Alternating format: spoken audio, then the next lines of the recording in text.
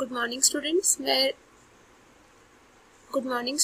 मैं Rosy Chhapra PGT biology GGHS Hasanpur Taoru Nuh से। आज हम क्लास 11th बायोलॉजी में breathing and exchange of gases के बारे में पढ़ेंगे।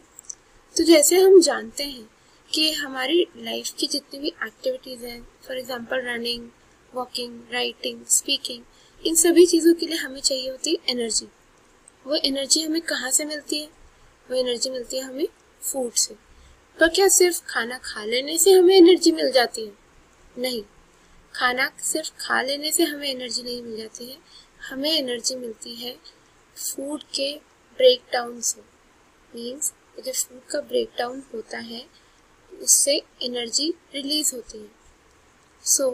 जब फूड को ऑक्सीजन के प्रेजेंस में उसका ब्रेक डाउन होता है, इसे हम ऑक्सीडेशन भी कह सकते हैं, तो उससे एनर्जी रिलीज होती है, राइट।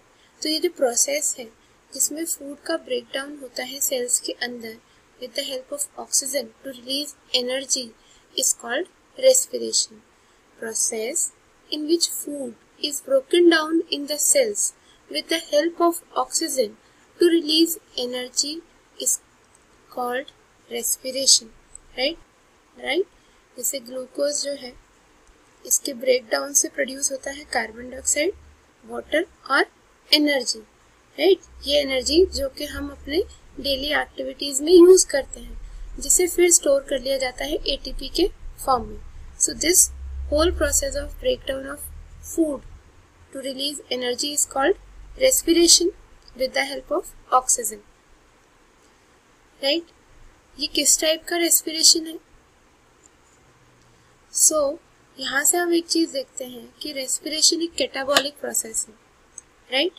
और इस कैटाबॉलिक प्रोसेस में ऑक्सीजन कंटिन्यूसली रिक्वायर्ड है और कार्बन डाइऑक्साइड कंटिन्यूसली प्रोड्यूस हो रहा है। नहीं तो oxygen has to be continuously provided to the cells and carbon dioxide has to be released out, और कार्बन डाइऑक्साइड को सेल्स से और बॉडी से बाहर रिलीज करना जरूरी है, क्योंकि कार्बन डाइऑक्साइड हायर कंसंट्रेशंस में हमारे लिए भी फेटल है, पॉइजनस है। इन दोनों गैसेस का एक्सचेंज जरूरी है, राइट। और ये जो गैसियस एक्सचेंज का प्रोसेस होता है इसे ब्रीदिंग कहते हैं। बट यहाँ पे एक क्वेश्चन आया, क्या ब्रीदिंग और रेस्पिरेशन दोनों सेम है? Are breathing and respiration both same? No, there is difference between breathing and respiration. अगर हम breathing की बात करें, breathing means सांस लेना. It is the process of inhaling oxygen and exhaling carbon dioxide. ये एक सिंपल सा प्रोसेस है जिसमें हम क्या करते हैं कि हम एयर इनहेल करते हैं और उसमें से ऑक्सीजन ले लेते हैं, और एयर जो है रेस्ट एक्सचेंज के बाद जो गैस एयर बचती है उसे एक्सेल कर देते हैं, बाहर निकाल देते हैं, और उसमें कार्बन डाइऑक्साइड की कंटेंट ज़्यादा होती है। देन ब्रीदिंग एक प्योरली फिजिकल प्रोसेस है, इसमें कोई केमिकल रिएक्शंस इन्वॉल्व नहीं हो रहे हैं। ब्रीदिंग जो है it takes place in lungs और गिल्स। लंग्स मीन्स जैसे ह्यूमंस हैं, बर्ड्स हैं, रेप्टाइल्स हैं, इनके अंदर रेस्पिरेटरी ऑर्गन्स कौन से हैं? लंग्स। और फिशेस हैं, इनके अंदर गिल्स। और जो दूसरे ऑर्गेनिजम्स हैं उनके अंदर जो भी उनका रेस्पिरेटरी ऑर्गन है उसके थ्रू गैसियस एक्सचेंज उनकी बॉडी में होता है। देन ब्रीदिंग में एनर्जी प्रोड्यूस नहीं होती है, no energy is produced in this process. Likewise क्योंकि फिजिकल प्रोसेस है, केमिकल प्रोसेस नहीं है, तो no enzymes are used in this process. And on the other hand अगर हम रेस्पिरेशन की बात करते हैं तो रेस्पिरेशन जो है इसके अंदर क्या हो रहा है? Glucose is oxidised in the presence of oxygen. तो यहाँ पे ग्लूकोज का ऑक्सीडेशन हो रहा है, राइट। सो ये केमिकल प्रोसेस है and it takes place inside the cells. जो हमारे बॉडी के सेल्स हैं उनके अंदर रेस्पिरेशन होता है। तो जो एनर्जी, क्योंकि एक केमिकल प्रोसेस है तो इसके अंदर एनर्जी भी रिलीज होती है। जो एनर्जी रिलीज हो रही है it is stored in the form of ATP. Then enzymes are involved in the oxidation of glucose. और ये जो ग्लूकोज के ऑक्सीडेशन का प्रोसेस है इसके अंदर एंजाइम्स भी इन्वॉल्व होते हैं। So these are the basic differences between breathing and respiration. तो यहाँ से हम ये समझ सकते हैं कि रेस्पिरेशन क्या है। Respiration is a process in which food is broken down in the presence of oxygen to release energy. अब क्योंकि सेल्स तक ऑक्सीजन पहुंचाना है, cells are not in direct contact with the environment, right. Cells तक oxygen पहुंचाना है, उनसे carbon dioxide को रिमूव करना है, तो एक प्रोसेस हमको चाहिए जिससे हमारे बॉडी के सेल्स को कंटिन्यूसली ऑक्सीजन मिलता रहे और कार्बन डाइऑक्साइड उनसे रिमूव होता रहे।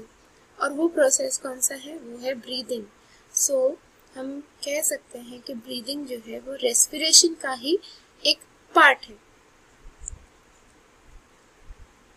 सो अगर हम अभी रेस्पिरेशन को ही देखें on the basis of location, तो there are 3 types of respiration.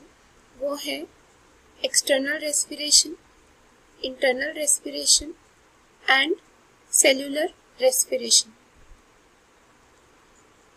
External respiration, इसका क्या मतलब है? It occurs at nasal level, means ये हमारे नोज के लेवल पे होती है। Inhalation and exhalation of air takes place, means के नोज के थ्रू जो हम एयर इनहेल कर रहे हैं, इनहेल मीन्स सांस अंदर लेना, और एक्सहेल कर रहे हैं मीन्स सांस छोड़ रहे हैं। तो जो नेजल लेवल पे गैसियस एक्सचेंज हो रहा है, गैस एयर का इनटेक हो रहा है और एयर का एक्सपल्शन हो रहा है, उसे हम external respiration is also called breathing. Then internal respiration takes place inside the body. देखिए एक्सटर्नल रेस्पिरेशन जैसे नाम बता रहा था कि बॉडी से बाहर, तो ये नेजल लेवल पे एयर का इनहेलेशन और एक्सहेलेशन था। इंटरनल रेस्पिरेशन मीन्स कि बॉडी के अंदर गैसियस एक्सचेंज हो रहा है। तो बॉडी के अंदर गैसियस एक्सचेंज जो होता है वो होता है लंग्स, ब्लड और सेल्स के बीच में। नाउ अब देखते हैं कैसे। जो लंग्स है उनके अंदर एयर गया, आपने एयर इनहेल किया, एयर लंग्स में पहुंचती है। लंग्स के अंदर एल्वियोलाइज प्रेजेंट है, जिसके बारे में हम आगे पढ़ेंगे। ये एल्वियोलाइज के अंदर ब्लड सप्लाई होता है, अबंडेंट ब्लड सप्लाई होता है, ठीक है। तो वहाँ पे जो एयर है और ब्लड है उनके बीच में ऑक्सीजन और कार्बन डाइऑक्साइड का एक्सचेंज होता है। ब्लड ऑक्सीजन ले लेता है डिफ्यूजन के थ्रू और कार्बन डाइऑक्साइड जो है एल्वियोलाइज में रिलीज कर देता है, लंग्स में रिलीज कर देता है, जिसे फिर बॉडी से बाहर एक्सपेल कर दिया जाता है। देन ये जो ब्लड है जो कि ऑक्सीजन को कैरी कर रहा है उसे ऑक्सीजनेटेड ब्लड कहते हैं। ये ऑक्सीजनेटेड ब्लड जो है ये हमारे बॉडी के सभी सेल्स तक पहुंचता है, ऑक्सीजन सेल्स को देता है, सेल्स से कार्बन डाइऑक्साइड लेता है, राइट। तो यहाँ पे क्या हुआ, पहले लंग्स और ब्लड के बीच में गैसेस का एक्सचेंज हुआ, इसके बाद ब्लड और बॉडी सेल्स के बीच में गैसेस का एक्सचेंज हुआ, तो इसे बोलते हैं internal respiration. Then comes cellular respiration. Cellular respiration क्या है? Break down of food molecules in the presence of oxygen to release energy. यहाँ पे आ गया हमारा रेस्पिरेशन का मेजर प्रोसेस कि जो फूड है it is broken down in the presence of oxygen to release energy. So ये रेस्पिरेशन के हमारे 3 टाइप्स हो गए, एक्सटर्नल, इंटरनल एंड सेल्यूलर। और जिनमें कि एक्सटर्नल रेस्पिरेशन जो है it is also called breathing. के जो डिफरेंट ऑर्गेनिजम्स हैं उनके अंदर रेस्पिरेशन कैसे होता है, गैसियस एक्सचेंज किन ऑर्गन्स की हेल्प से होता है। लाइक लोअर इन्वर्टिब्रेट्स हैं जैसे स्पॉन्जेस, सीलेंट्रेट्स, फ्लैटवर्म्स, इनके अंदर जो गैसियस एक्सचेंज है it occurs by simple diffusion through their body surface. इनके अंदर गैसियस एक्सचेंज के लिए कोई स्पेशल ऑर्गन प्रेजेंट नहीं है। लाइकवाइज अर्थवर्म्स जो कि एनालिड्स के ग्रुप से बिलोंग करते हैं, इनके अंदर गैसियस एक्सचेंज होता है through their moist skin. Arthropods through trachea, book lungs and book gills. These are the respiratory organs, या आप कह लीजिए organs which carry out gaseous exchange in arthropods. Then mollusks through cnidia or gills, echinoderms through dermal branchi and chordates जिसमें fishes, amphibians, reptiles, birds और mammals आते हैं। इनके अंदर गैशियस एक्सचेंज के लिए प्रेजेंट हैं gills, skin and lungs. Human respiratory system, जो ह्यूमन रेस्पिरेटरी सिस्टम है, it includes nose, pharynx, larynx, trachea, bronchi, bronchioles and alveolar sacs, जिनमें कि ब्रोंकाई, ब्रोंक्यूल्स और एल्वियोलर सैक्स जो हैं they are present in lungs. So अगर हम closely देखें तो हम एयर इनहेल या एक्सहेल कहाँ से करते हैं? Through our nostrils. नॉस्ट्रल्स जो है ये हमारे नोज की ओपनिंग होती है। There is a pair of nostrils, right? Then these nostrils open into nasal passage और नेजल कैविटी। जो नाक के अंदर की जो खाली स्पेस है उसे क्या बोलते हैं? Nasal cavity. जैसे हमारे माउथ की कैविटी को हम ओरल कैविटी या बकल कैविटी कहते हैं, लाइकवाइज नोज के अंदर जो कैविटी है उसे बोलते हैं nasal cavity. Then this nasal cavity leads to, और nasal chamber leads to pharynx. Pharynx जो है it is a common tube, common passage for food and air. जैसे आप देख सकते हो कि माउथ की जो बकल कैविटी है वो भी फेरिंग्स में ओपन हो रही है, नेजल कैविटी है वो भी फेरिंग्स में ओपन हो रही है। तो फेरिंग्स क्या है? It is a common passage for both food and air. Then pharynx leads to larynx. Larynx क्या है? लेरिंग्स एक कार्टिलेजिनस बॉक्स है। Larynx is a cartilaginous box which helps in sound production and hence called voice box। ये cartilaginous box होता है जो कि sound produce करता है और इसी वजह से इसे वॉइस बॉक्स भी कहते हैं, ध्वनि यंत्र। जो ये लेरिंग्स होता है इसकी ओपनिंग को कहते हैं ग्लॉटिस, और ये एक बहुत इंपॉर्टेंट पार्ट बनता है। रीजन बीइंग फेरिंग्स जो है वो किस में ओपन हो रहा है? लेरिंग्स में। और फेरिंग्स क्या है? Common passage for food and air. तो ये ज़रूरी है कि हमारे एयर पैसेज में, मतलब विंड पाइप में जो है फूड एंटर ना करे, राइट? तो ये कैसे अचीव किया जाता है कि जो लेरिंग्स की ओपनिंग होती है इसे कहते हैं glottis, which is covered by a thin cartilaginous flap called epiglottis. तो ग्लॉटिस जो है इसके ऊपर एक लिड होती है, उस लिड कार्टिलेजिनस लिड होती है, उसे कहते हैं एपीग्लॉटिस। जब हम कुछ भी खाना खा रहे होते हैं तो ये एपीग्लॉटिस जो है ग्लॉटिस को कवर कर देती है। इससे क्या होता है कि फेरिंग्स में जो फूड है वो विंड पाइप में एंटर नहीं करता, वो फूड पाइप में ही एंटर करता है, जिससे कि हमें कोई प्रॉब्लम ना आए। मीन्स आपने कई बार रियलाइज किया होगा कि खाना खाते समय जब आप बोलते हो तो खाने के कुछ पार्टिकल्स जो हैं आपके विंड पाइप में चले जाते हैं, जिसके कारण कई बार हिचकी आती है या बहुत ज़्यादा ज़ोर से खांसी आती है। वो खांसी आना एक रिफ्लेक्स एक्शन है, ताकि जो फूड पार्टिकल हमारे विंड पाइप में एंटर हुआ है वो फर्दर डाउन ना जाए और जल्दी से उसे बाहर निकाल के फूड पाइप में शिफ्ट कर दिया जाए, जिससे कि हमें सांस लेने में कोई प्रॉब्लम ना हो। तो ये एपीग्लॉटिस एक बहुत इम्पॉर्टेंट रोल प्ले करता है। ये क्या करता है?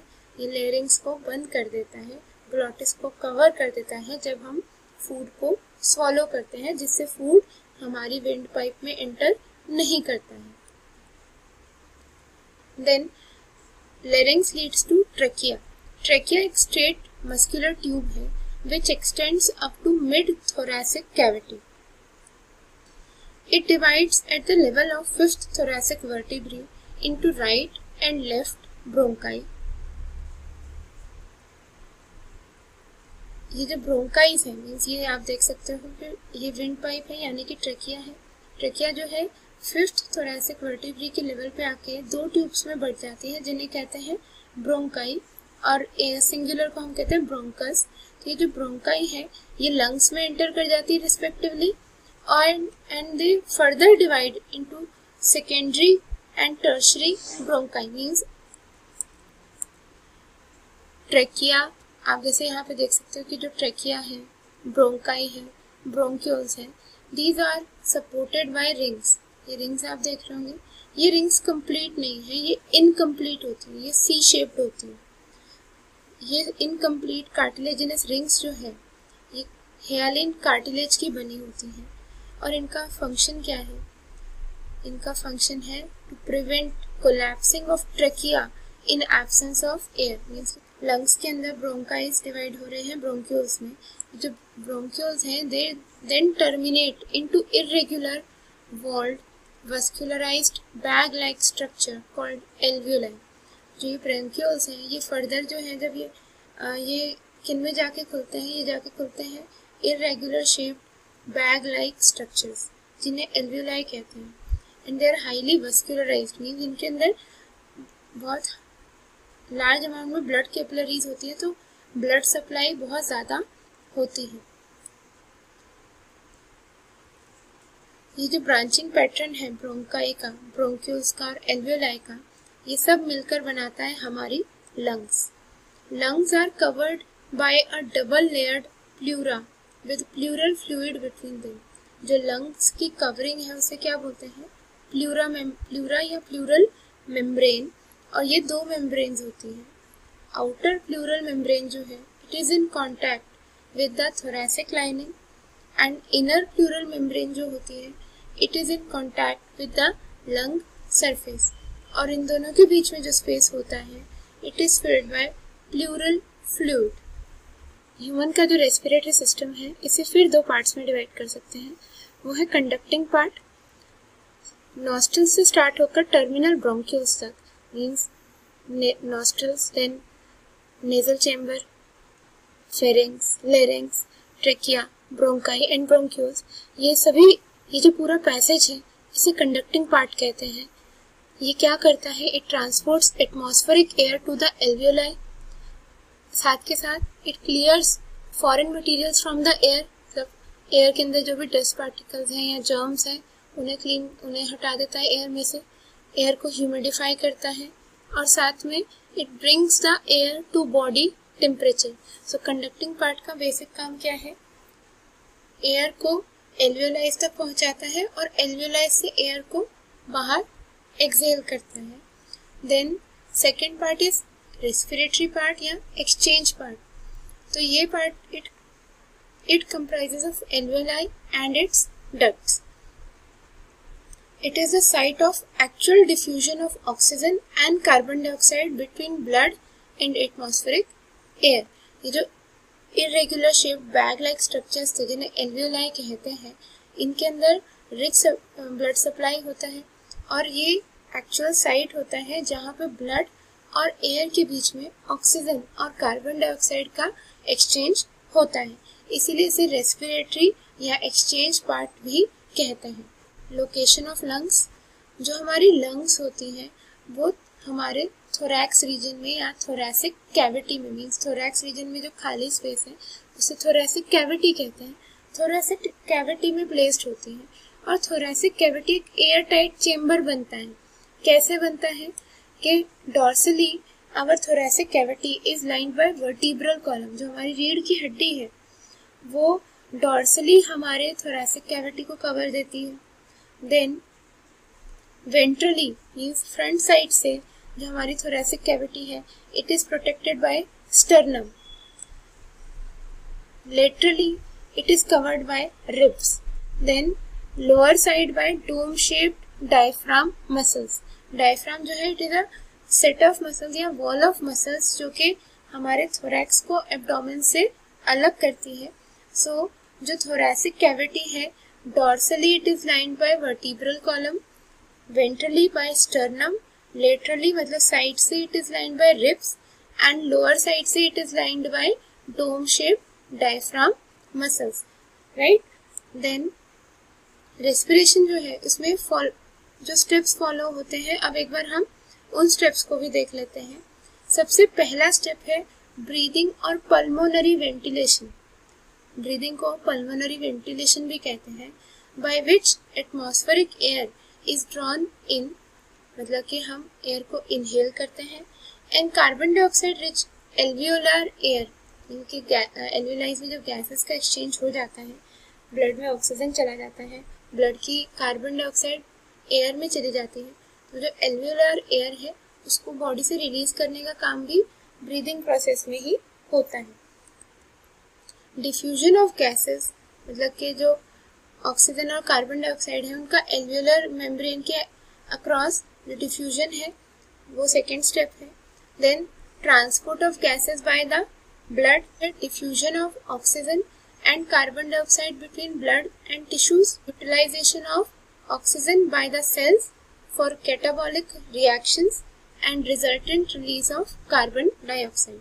तो यहाँ पे अगर हम ध्यान से देखें तो आप देखोगे कि जो ब्रीदिंग या पल्मोनरी वेंटिलेशन है ये हमारा एक्सटर्नल रेस्पिरेशन हो गया।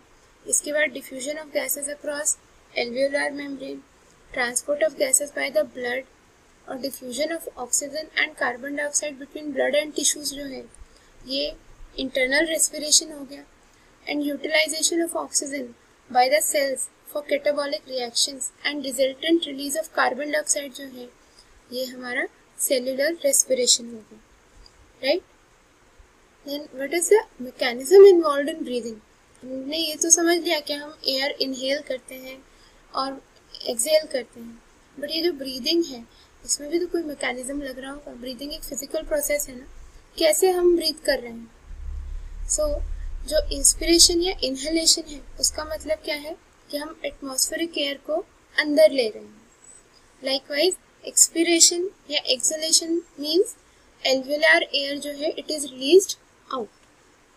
हाउ, देखिए एयर जो है, एक चीज आप याद रखिएगा, जो एयर है वो हमेशा अपने हायर प्रेशर के रीजन से लोअर प्रेशर के रीजन की तरफ मूव करती है। सो हमें कोई प्रेशर ग्रेडियंट तो चाहिए होगा ना, तभी एयर हमारी लंग्स में आएगी और लंग्स से बाहर जाएगी। This inward and outward movement of air is carried out by creating a pressure gradient. Pressure gradient means difference in pressure between lungs and the atmosphere. Inspiration के टाइम पे क्या होता है, it occurs when pressure with in the lungs, जो lungs के अंदर का जो प्रेशर है जिसे इंट्रा पल्मोनरी प्रेशर कहते हैं, is less than the atmospheric pressure. Inspiration कब होता है, जब intra pulmonary pressure is less than atmospheric pressure, that is negative pressure in lungs with respect to atmosphere. और एक्सपिरेशन कब होता है, it occurs when intrapulmonary pressure in lungs is more than atmospheric pressure। But ये difference create कैसे होता है? How is this difference in pressure in thoracic cavity and atmosphere created? This difference of gradient in pressure is created with the help of diaphragm. Diaphragm you remember? ये dome shaped muscles हैं जो कि हमारे thoracic cavity को downward side से line करते हैं। आप कह लीजिए ये डायफ्राम एक मस्कुलर वॉल है जो कि एब्डोमेन और थोरैक्स को अलग करती है। हमारी लंग्स जो है वो डायफ्राम के ऊपर ही रेस्ट कर रही हैं। Then second one is intercostal muscles. Intercostal muscles जो है ये हमारे रिब्स में प्रेजेंट होती है, रिब्स के बीच में, और ये रिब्स ये दोनों सेट ऑफ मसल्स जो है ये मिलकर हमारे थोरैसिक कैविटी के अंदर जो है एयर प्रेशर क्रिएट करने में, एयर प्रेशर को चेंज करने में हेल्प करती है। इंस्पिरेशन के टाइम पे क्या होता है, जो डायफ्राम है it contracts and moves downwards. Diaphragm में कॉन्ट्रैक्शन होता है और ये नीचे की तरफ मूव करता है, डाउनवर्ड मूव करता है, जिसकी वजह से जो थोरैसिक कैविटी है इसकी वॉल्यूम इंक्रीज हो जाती है एंटीरियर पोस्टीरियर एक्सेस के अलोंग।